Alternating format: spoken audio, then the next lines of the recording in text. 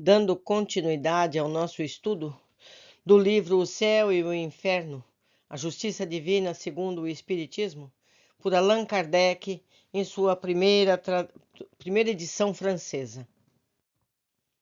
Capítulo 2: O Medo da Morte.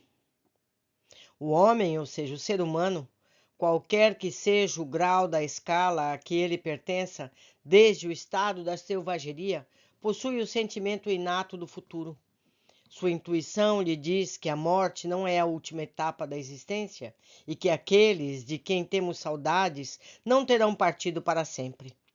A crença no futuro é intuitiva e infinitamente mais generalizada que a crença no nada. Então, como pode ser que entre os que creem na imortalidade da alma ainda se encontra tanto apego às coisas terrestres e um medo tão grande da morte? O medo da morte é um efeito da sabedoria da providência e uma consequência do instinto de sobrevivência comum a todos os seres vivos. Ele é necessário enquanto o ser humano não está bastante esclarecido sobre as condições da vida futura, como contrapeso à tendência que, sem esse freio o levaria a deixar prematuramente a vida terrestre e a negligenciar o trabalho que cá embaixo deve lhe servir para o próprio adiantamento. É por isso que, entre os povos primitivos, o futuro representa apenas uma vaga intuição, depois uma simples esperança e mais tarde, enfim, uma certeza, ainda limitada, no entanto, por um secreto apego à vida corporal. O receio da morte diminui à medida que o ser humano compreende melhor a vida futura, mas ao mesmo tempo que compreende melhor sua missão sobre a Terra, ele aguarda seu fim com mais calma, mais resignação e sem medo. A certeza acerca da vida futura dá um outro curso às suas ideias, um outro objetivo aos seus esforços. Antes de ter essa certeza, ele trabalha somente em função da vida atual. Com essa certeza, trabalha tendo em vista o futuro, sem negligenciar o presente, porque sabe que o seu futuro depende da direção mais ou menos boa que ele dá ao presente. A certeza de reencontrar seus amigos após a morte, de continuar as relações que ele teve sobre a terra, de não perder o fruto do trabalho algum e de crescer continuamente em inteligência, em perfeição, lhe dá a paciência de aguardar e a coragem de suportar os labores transitórios da vida terrestre. A solidariedade que o ser humano vê se estabelecer entre mortos e os vivos o faz compreender que a deve existir entre os vivos. A fraternidade tem, portanto, sua razão de ser, e a caridade um propósito no presente e no futuro. Para libertar-se da apreensão da morte, é necessário poder enxergá-la sob um verdadeiro ponto de vista, ou seja, haver penetrado pelo pensamento no mundo espiritual e dele fazer uma ideia tão exata quanto possível, o que denota no espírito encarnado um certo desenvolvimento, uma certa capacidade para se desprender da matéria. Entre aqueles que não estão adiantados o suficiente, a vida material prevalece ainda sobre a vida espiritual. Apegando-se ao exterior, o ser humano só vê a vida do corpo, ao passo que a vida real está na alma. Privado o corpo da vida, aos seus olhos tudo está perdido e ele se desespera. Se em lugar de concentrar o pensamento sobre a vestimenta exterior, o ser humano o fizer sobre a verdadeira fonte da vida, a alma, que é o ser real que sobrevive a tudo, ele lastimaria menos o corpo, fonte de tantas misérias e dores. Temos aqui a nota 18. Na psicologia espiritualista, na qual o espiritismo se baseia, o ser humano encarnado vive conjuntamente a vida animal, instintos, emoções, dor e prazer, e a vida da alma, razão, vontade e imaginação. Não sendo ele o corpo, a verdadeira vida é a do espírito, que, após a morte, não tem sensações de dor e sofrimento físico, e o instinto de sobrevivência se faz desnecessário. Com a evolução da alma, progressivamente prevalece a vida espiritual e a condição de felicidade. Dessa forma, liberta-se do medo da morte. É um processo natural. Nota do editor. Mas para isso é necessário ter uma força que o espírito só adquire com a maturidade. O medo da morte resulta, portanto, da insuficiência de conhecimentos sobre a vida futura, mas conduz à necessidade de viver e ao medo de que a destruição do corpo seja o fim de tudo. Ele é, assim, provocado pelo secreto anseio pela sobrevivência da alma, ainda cercada pela incerteza. A apreensão se enfraquece à medida que a certeza se forma, desaparecendo quando a certeza é completa. Eis o lado providencial da questão. É prudente não ofuscar o ser humano, cuja razão não está ainda sólida o bastante para suportar a visão demasiado segura de um futuro que o faria negligenciar o presente, que é necessário ao seu adiantamento intelectual. Tal situação é mantida e prorrogada por causas puramente humanas, que desaparecerão com o progresso. A primeira é o aspecto sobre o qual a vida futura é apresentada, aspecto que pode ser suficiente para inteligências pouco avançadas, mas que não satisfaz as exigências da razão dos seres humanos que refletem.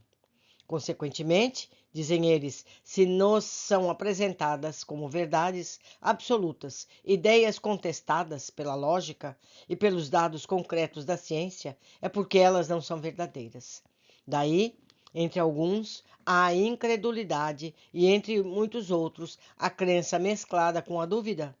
A vida futura é para eles uma ideia vaga, antes uma probabilidade do que uma certeza absoluta. Acreditam nela, gostariam que assim fosse, mas exclamam a contragosto. Se não for assim, no entanto, o presente é garantido. Dediquemo-nos primeiramente a ele. O futuro virá por acréscimo. E depois, dizem ainda, o que é a alma, afinal? É um ponto? Um átomo? Uma centelha? Uma chama? Como ela sente? Como ela vê e percebe? A alma não é para eles uma realidade efetiva, é uma abstração. Nota 19. Por meio da psicologia, os espiritualistas estudavam experimentalmente a alma encarnada, mas as questões metafísicas permaneciam na condição de hipóteses. Não se concebia como alma, sendo imaterial, após a morte, poderia ser localização no espaço e no tempo sem um corpo. Somente com o complemento do espiritismo, que apresenta a realidade do perispírito e da matéria perispiritual, também a metafísica tornou-se experimental, baseada na observação e nos fatos. Nota do editor. Continuando. Os seres que lhes são queridos, reduzidos em seu pensamento ao estado de átomos, estão extintos para eles, por assim dizer, e não mais os têm sob seus olhos as qualidades que os faziam amá-los. Eles não compreendem o amor de uma centelha, nem aquele que se pode ter por ela. E eles mesmos ficam mediocremente satisfeitos por serem transformados em mônadas. Daí resulta o retorno ao positivismo da vida terrestre, que tem qualquer coisa de mais concreto. O número daqueles que são dominados por essas ideias é considerável. Uma outra razão que prende as coisas da terra até aqueles que creem mais firmemente na vida futura está relacionada à impressão que conservam do ensino que lhes foi dado sobre ela desde a infância. O quadro que a religião apresenta da vida futura, é preciso admitir, não é muito sedutor, nem muito consolador. De um lado, vê-se nele as contorções dos condenados a expiar em torturas e chamas sem fim os erros de um momento, sucedendo-se os séculos sem que haja esperança de alívio ou piedade. E o que ainda é mais cruel, sem que haja para os condenados qualquer proveito advindo do arrependimento. De outro lado, as almas debilitadas e sofredoras no purgatório, a esperar sua liberação, que depende da boa vontade dos vivos, que rezarão ou farão rezar por elas, e que não de seus esforços para progredir. Essas duas categorias compõem a imensa maioria da população do outro mundo. Acima dessas almas está o restritíssimo grupo de eleitos que desfruta por toda a eternidade de uma beatitude contemplativa. Essa eterna inutilidade, preferível sem dúvida ao nada, não deixa de ser uma fastiosa monotonia. Assim se vê, Nas pinturas que retratam os bem-aventurados, as figuras angélicas que exprimem, entretanto, mais o tédio do que a verdadeira felicidade. Essa situação não satisfaz nem as aspirações, nem a ideia instintiva do progresso que só parece compatível com a felicidade absoluta. É difícil conceber que, somente por ter recebido o batismo, esteja o selvagem inculto, de senso moral limitado, no mesmo nível que aquele que atingiu o mais alto grau de ciência, de moralidade prática, após longos anos de trabalho. É menos concebível ainda que a criança morta, em tenra idade, antes de ter consciência de si mesma ou de seus atos, desfrute os mesmos privilégios simplesmente pela realização de uma cerimônia na qual sua vontade não teve nenhuma participação. Tais pensamentos não deixam de preocupar os crentes mais fervorosos, por menos que reflitam. A ideia que o trabalho progressivo que realiza na Terra nada conta para a felicidade futura e a facilidade com que se acredita adquirir essa felicidade por meio de algumas práticas exteriores e até mesmo a possibilidade de se comprá-las por dinheiro, sem uma séria reforma de caráter e de hábitos, realçam o valor dos prazeres terrenos. Mas de uns crente aqui, meus amigos, não é a religião de crente. É crente aquele que acredita. Mais de um ser que acredita, mais de um crente, diz intimamente que, já que seu futuro está assegurado pela realização de certos ritos ou por dádivas póstumas que não o privam de nada, seria inútil impor a si sacrifícios ou um incômodo qualquer em proveito do próximo, uma vez que pode obter a salvação, trabalhando cada um por si. Nota número 20. Os dogmas religiosos estabelecem o princípio da heteronomia, ou sujeição a uma lei exterior, com vistas à recompensa, sob pena do castigo se não for submisso. Realmente, os animais progridem pelo condicionamento, prazer e dor, mas cabe ao espírito humano a evolução pelo esforço da vontade, sendo a felicidade proporcional ao mérito das conquistas intelecto-morais de forma autônoma. Nota do editor. Continuando.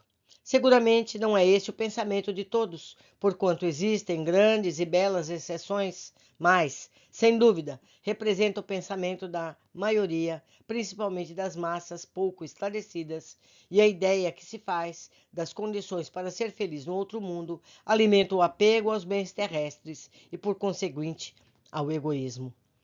Acrescentemos, ademais, o fato de que tudo nos costumes concorre para que se lamente a perda da vida terrestre e se receie a passagem da terra para o céu. A morte é cercada de cerimônias lúgubres que aterrorizam mais do que despertam a esperança. Quando é retratada, é sempre com um aspecto repugnante e nunca como um sono de transição. Todos aqueles símbolos lembram a destruição do corpo, mostrando-o monstruoso, descarnado. Nenhum simboliza a alma se desprendendo radiosa de seus laços terrestres. A partida para esse mundo mais feliz é acompanhada apenas pelas lamentações dos que ficam, como se acontecesse a maior tragédia àqueles que se vão. Damos-lhes um adeus eterno, como se jamais fôssemos revê-los. O que se lamenta por eles são os gozos deste mundo, como se não devessem encontrar outros maiores. Que infelicidade é comum que se diga morrer quando se é jovem, rico, feliz, tendo diante de si um futuro brilhante. A ideia de uma situação mais feliz custosamente surge no pensamento, porque nele tal ideia não encontra raízes. Tudo concorre, portanto, para inspirar o temor da morte, em vez de fazer nascer a esperança. Sem dúvida, o ser humano precisará de muito tempo para se desfazer desses preconceitos, mas isso acontecerá à medida que sua fé se fortalecer, enquanto ele terá uma ideia mais sensata da vida espiritual. Nota número 21. A crença no nada mantém o individualismo na sociedade contemporânea. Quando a compreensão das relações entre os dois mundos tornar-se um fato natural, compreendido, amplamente divulgado, uma nova ordem social se estabelecerá. Afirma Kardec, vê-se que só a constatação da existência do mundo espiritual conduz forçosamente a uma revolução das ideias. Ora, uma revolução nas ideias leva forçosamente a uma revolução na ordem das coisas. E é essa revolução que o Espiritismo prepara. Isso está em O que é o Espiritismo, capítulo 2, número 101, nota do editor. Continuando. A doutrina espírita muda inteiramente a maneira de encarar o futuro. A vida futura não é mais uma hipótese, mas uma realidade. O estado das almas após a morte não é uma teoria, mas o resultado da observação. O véu se levantou. O mundo espiritual nos aparece em toda a sua realidade prática.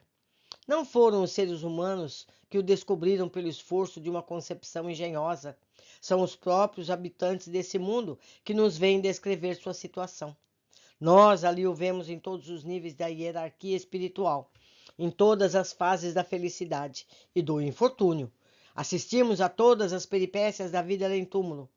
Aí está, para os espíritas, a razão da calma com que encaram a morte, da serenidade dos seus últimos instantes sobre a terra. O que os sustenta não é somente a esperança, mas a certeza. Eles sabem que a vida futura não é mais do que a continuação da vida presente em melhores condições, e a esperam com a mesma confiança com que aguardam o alvorecer após uma noite de tempestade. Os motivos dessa confiança estão nos fatos que testemunham, na concordância desses fatos com a lógica, com a justiça, com a bondade de Deus e com os anseios íntimos do ser humano. Além disso, a crença comum situa as almas em regiões acessíveis apenas escassamente no pensamento, onde se tornam, de alguma sorte, alheias aos vivos. A própria Igreja coloca entre as almas e os vivos uma barreira intransponível, declarando que todas as relações estão desfeitas, que qualquer comunicação é impossível. Se as almas estão no inferno, toda a esperança de revê-las está perdida para sempre, ao menos que se vá para lá. Se as almas estão entre os eleitos, encontram-se completamente absortas em sua beatitude contemplativa. Tudo isso coloca entre os vivos e os mortos uma tal distância que se enxerga tal separação como eterna. Eis porque muitos preferem ter perto de si, aqui na terra, os seres que amam, ainda que esses estejam sofrendo, do que vê-lo partir, mesmo que seja para o céu. Ademais, a alma que está no céu é realmente feliz ao ver, por exemplo, seu filho, seu pai, sua mãe e seus amigos arderem eternamente? Para os espíritos, a alma não é uma abstração. Ela tem um corpo etéreo, que faz dela um ser definido, que o pensamento abrange e concebe, o que é já o bastante para fixar as ideias acerca da sua individualidade, suas aptidões e suas percepções. A lembrança daqueles que nos são caros fundamenta-se em algo real.